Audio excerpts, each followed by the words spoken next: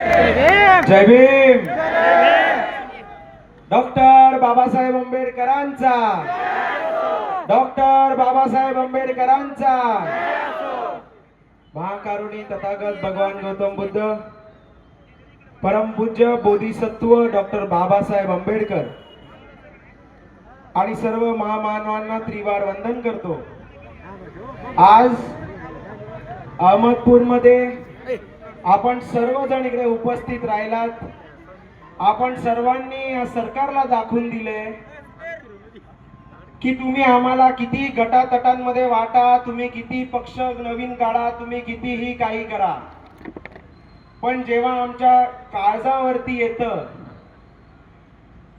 कारण जेव्हा आमच्या काळजावरती येतं ना, तेव्हा कोणीही असो आम्ही एकत्र आल्याशिवाय राहत नाही. बाबासाहेब आमची आन बान शान आहेत. बाबासाहेब आमचे काळीज आहेत. आणि जेव्हा विषय काळजावरती येतो तेव्हा रक्त काय, आम्ही प्राण द्यायला तयार आहे. आज बाबासाहेबांनी इतकं काही केलंय आपल्या सर्वांसाठी. बाबासाहेबांनी त्यांचे लेकरू गमावलेत आमच्यासाठी. जर बाबासाहेबांसाठी जीव गमवायला लागला ना, तर आज सुद्धा इकडे द्यायला तयार आहे. पण जर या सरकारला एकच सांगतो, तुम्ही आमच्या नादी लागू नका, आम्ही तुमच्या नादी लागत नाही. कारण जर सुरुवात आम्ही केली तर शेवट सुद्धा आम्हीच करू. जर सुरुवात आम्ही केली तर शेवट सुद्धा आम्हीच करू. आम्ही बाबासाहेबांचे लेकर आहोत. आम्ही संविधानावरती चालणारे आहोत. आणि जर संविधानावरती चालणारी लेकरं हातापायात काय घेऊन फिरायला लागली तर तुम्हाला भीमा कोरेगाव माहितच आहे काय होतं. आम्ही ते 500 महारांचे औलाद आहोत ज्यांनी 28,000 कापले. आम्ही एक बाबासाहेबांचे लेकरू आहोत ज्यांनी अख्ख्या मनुवाद्यांना झोपून टाकले.